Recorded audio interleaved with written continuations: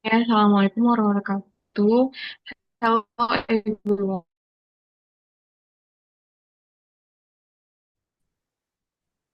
Group one. Now with the material is contact. So you guys want to explain first about this.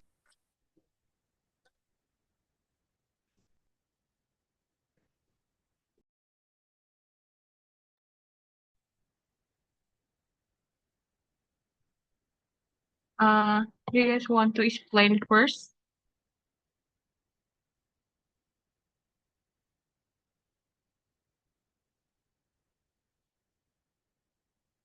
Um. Okay. Maybe I want to explain first. So, for the material is the language in context. So, uh, language in context is in the first material is multilingual and multilingualism discourse. So for this material, there is, if I'm not mistaken, there are four subject in this material. First is the perspective of multilingualism, and second one is domain of language use, and the third is the fluent of language, and the last one is multilingual discourse shape interaction relationship. So the first material is multilingualism of social phenom is many part of the world is the normal requirement in everyday life where people speak several language. So for this material is discuss about the what happened in language and or more speaker and of different language. So multilingualism, like we as know, is the common in societies around the world. Although many people use in monolingual speaker consider that speaking only one language is the norm. So, in many cases, many people who speak different language live close together. So, in this case, there is a movement of speaker of one language to an area where another language is spoken. Uh, this is occurs like immigrations colonialism, and various conquest scenarios. So, um, if I'm not mistaken, multilingualism as social phenomenon is many part of the world. It is normal requirement in everyday life for people to speak several language. So, for example, like we know that many of Indonesian people have two more can speak than one language. For example, they can speak English, Mandarin, and another language that they're uh, adapt adapted in our country and environment. And so, for example, multilingualism is India. So, an Indian sociologist wrote about his own linguistic repertoire in urban Indian society. It is unusual for someone not to use multiple codes in different contexts. So, if I'm not mistaken, um, language ideology surrounding multilingualism. Although multilingualism is common in many parts of the world, there is a long history in certain Western societies where people look down on those who are multilingual.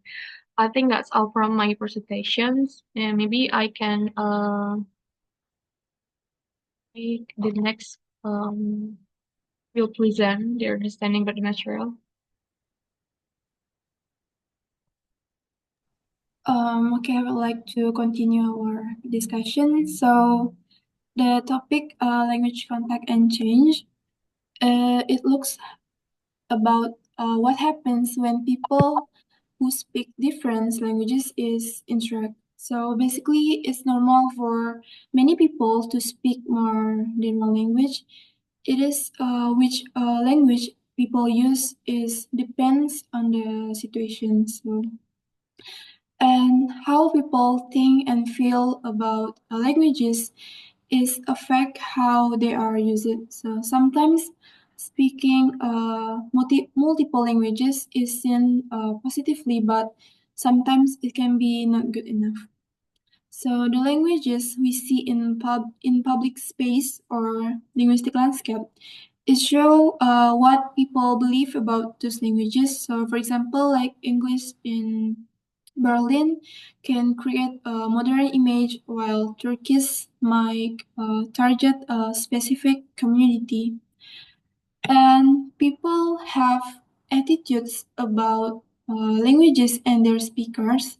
So the studies show we can judge people based on the language they use. So many think languages should be kept separate or monolog I think I forgot about it. So it is like a monoglothic ideology, but sometimes it's mixing languages can show connection or pluralist ideology.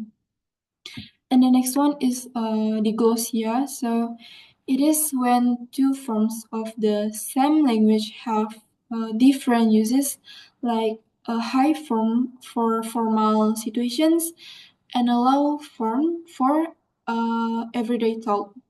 So basically, the high form is usually mostly used for formal situation, and it is like a more prestigious. And then about the extended diglossia, so it is apply the idea to different languages having separate roles in society. So the idea of strict separation in diglossia has been questioned. And in many multilingual settings, people switch between or mix languages in conversation, like multilingual discourse, and then situational code switching. It is change the language based on the context, and then metaphorical code switching. It is uses language to carry meaning. And actually, we choose languages for different reasons, like communication accommodation theory says we might change our language to be more or less like others. And if I'm not mistaken, like audience design, it is involve a speech to the listener, and speaker design is using language to create an identity. So language choice is also a way to build and show social identities, which are flexible and shaped by interaction. So people might mixing the language to create a unique identity. So uh, I think using multiple languages is complex and depends on social situations, attitudes, and how people want to express who they are. So I think that's all from me. Thank you, and back to moderator.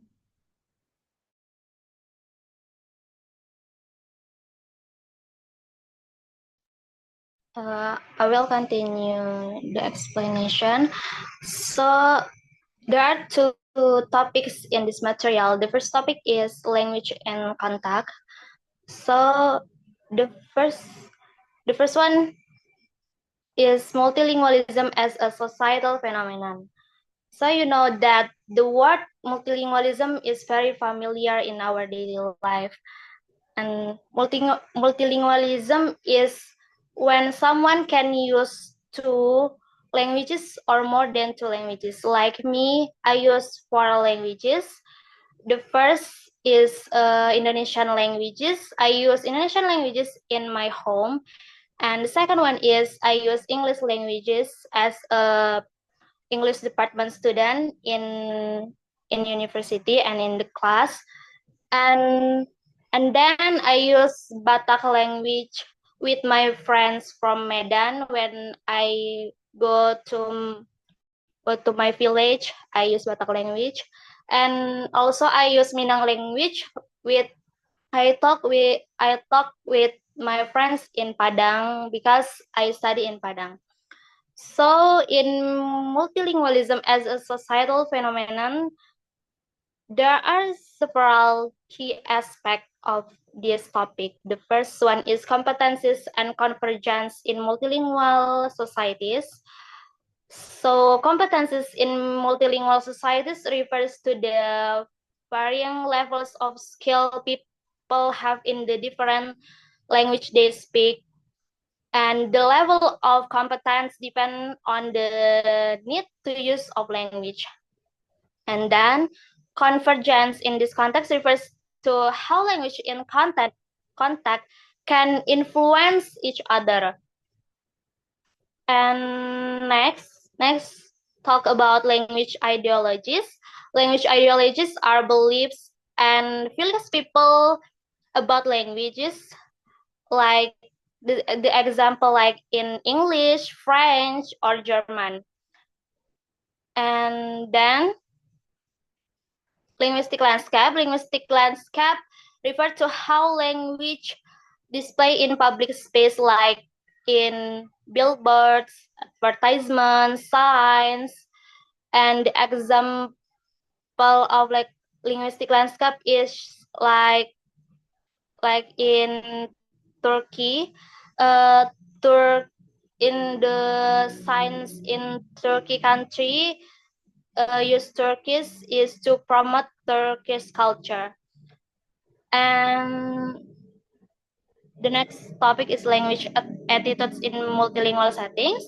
Language attitudes almost similar with language ideologies. So language attitudes in multilingual refers to the beliefs, feelings, and opinions have about different languages.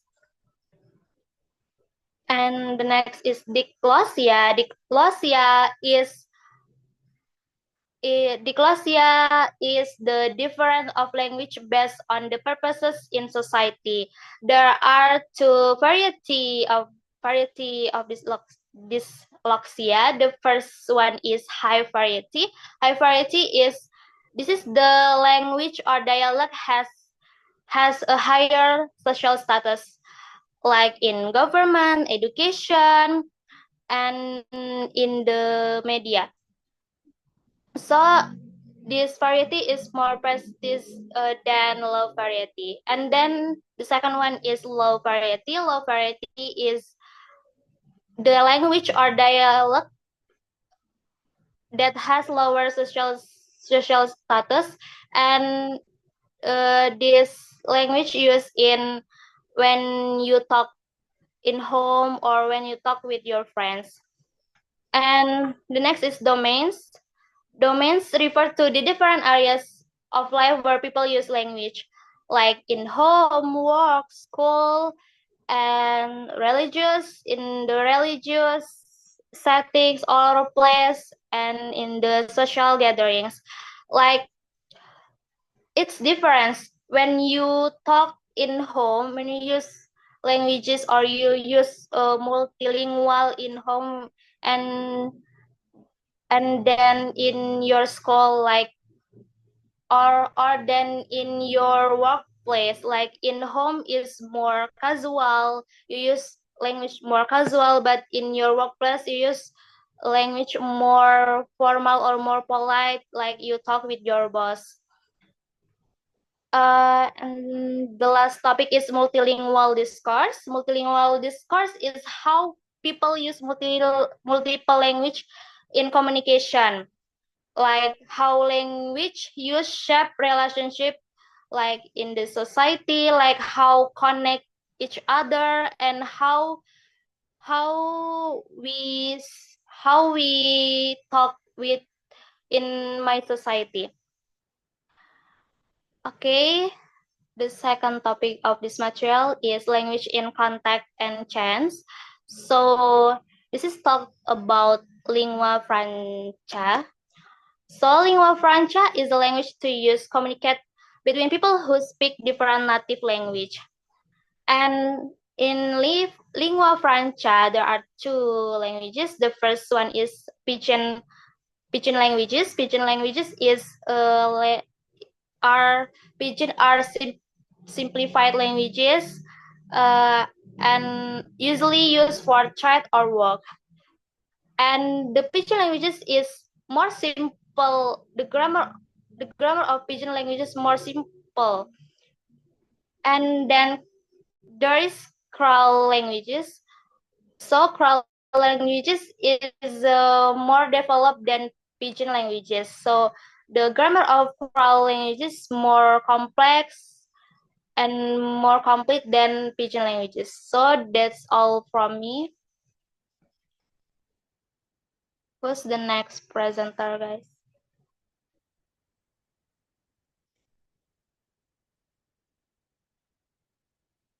How about Chacha? Can you continue our discussion?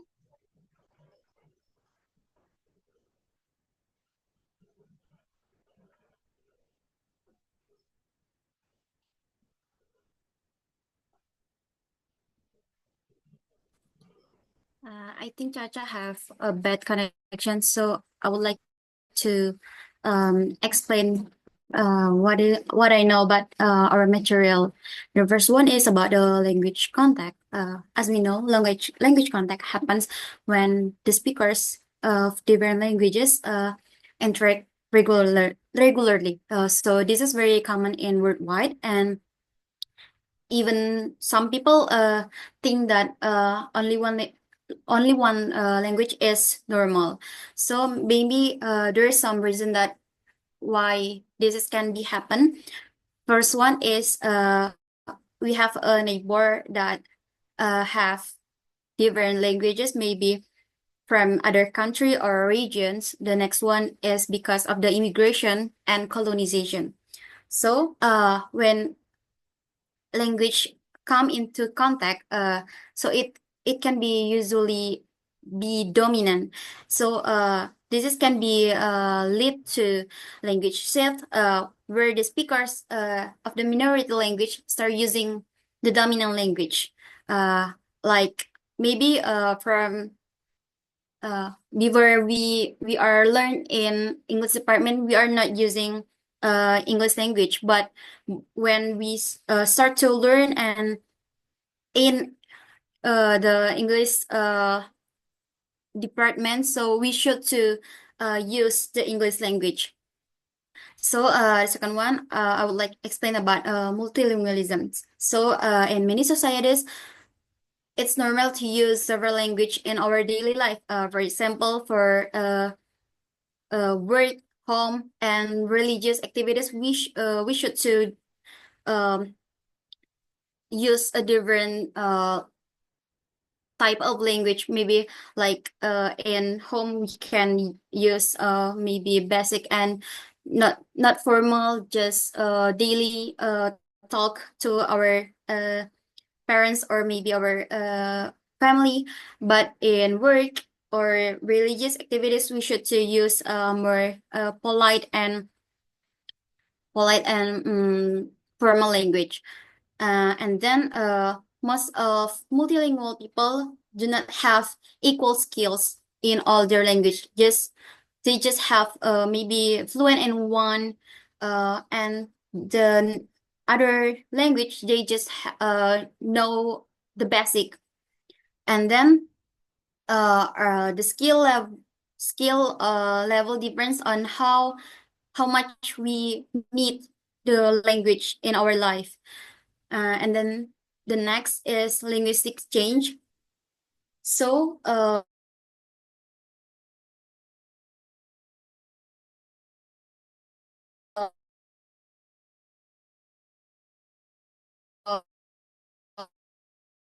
when people use so contact language is a new languages that develop from mixing language. And the second one is convergence. So the convergence is the language and contact may start to share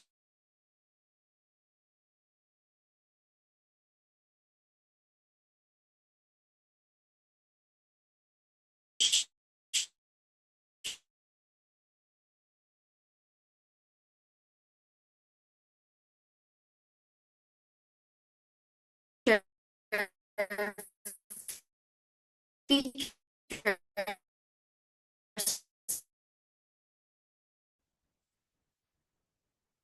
and this material.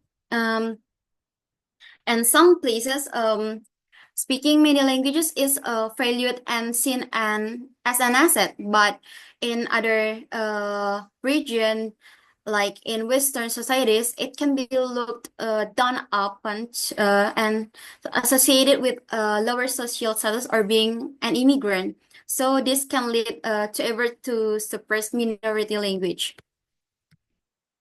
And then the multilingual discourse. So people often switch between language and conversation. It called code switching, but current research prefers terms like multilingual discourse.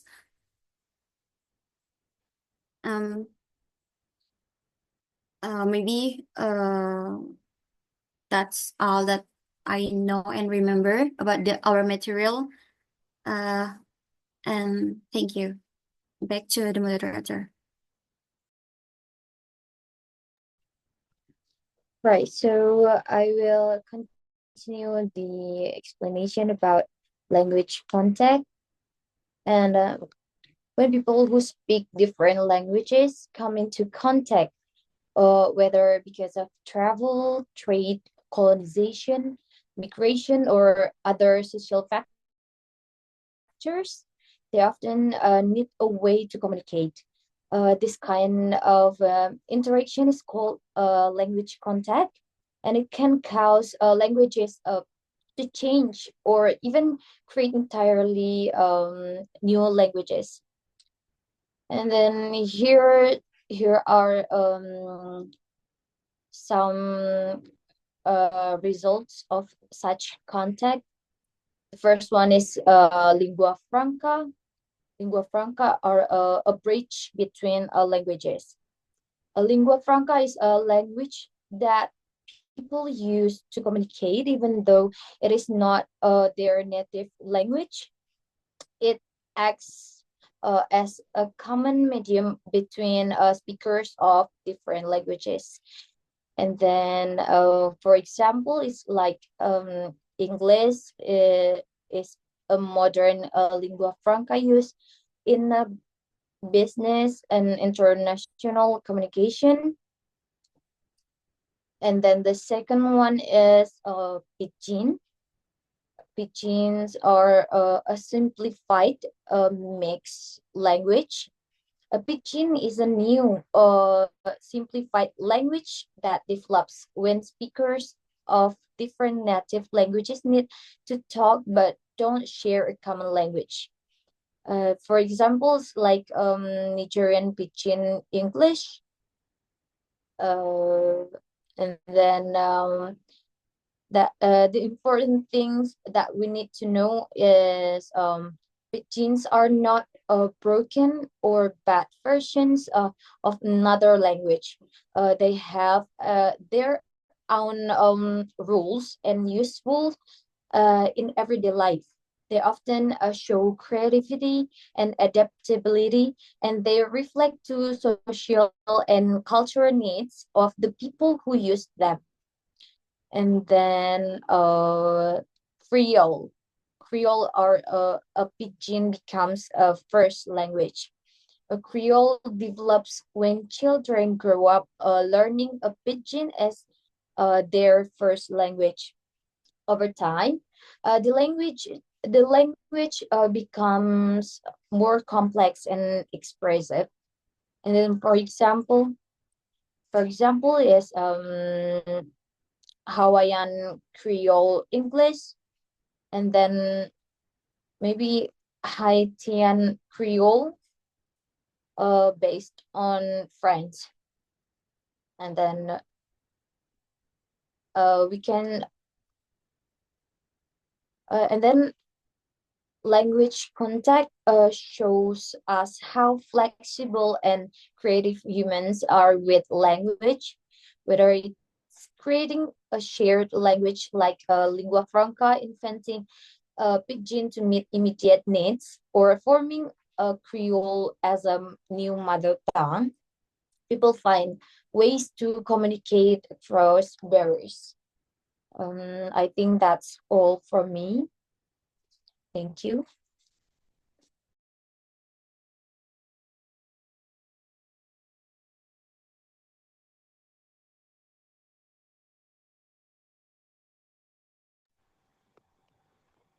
Yeah, thank you, everyone, about the explanation about the material.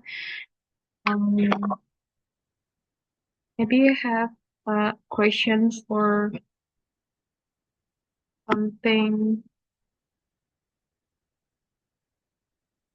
to discuss best about this material.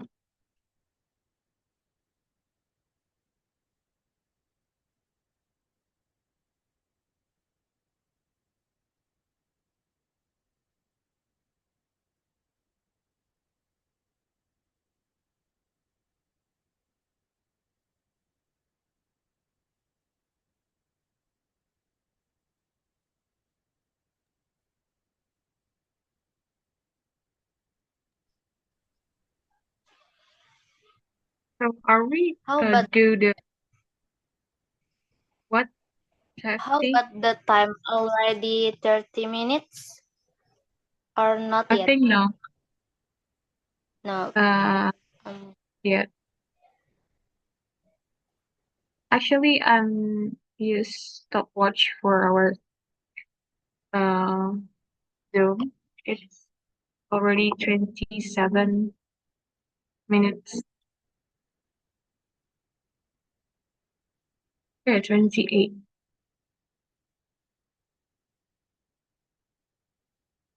Are we do the intergroup discussion for next class, guys? I don't know, maybe yes. I wish one of us not come during class, because if we all come to the class, maybe we'll do the intergroup discussions. Yeah, because we are the first group, right? And the material is it's a little bit hard to understand. Oh, the Zoom is already end in 10 minutes. 3 minutes? 10 minutes. 10. Oh, yes.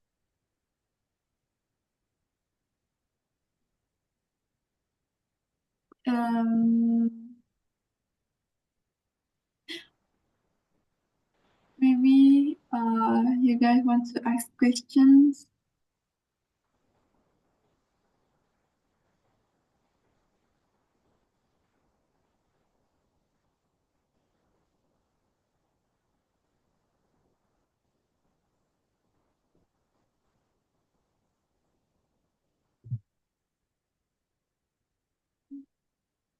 Um,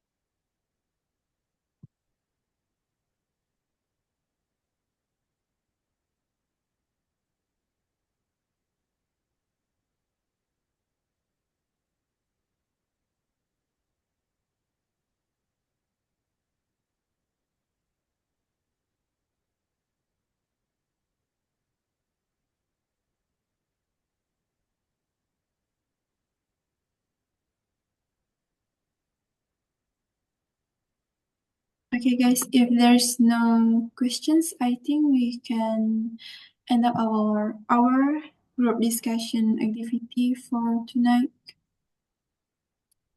Okay, big moderator. I don't know what to. Okay, thank you, everyone. Assalamualaikum warahmatullahi wabarakatuh. Guys. Thank you, sir. Thank you, guys.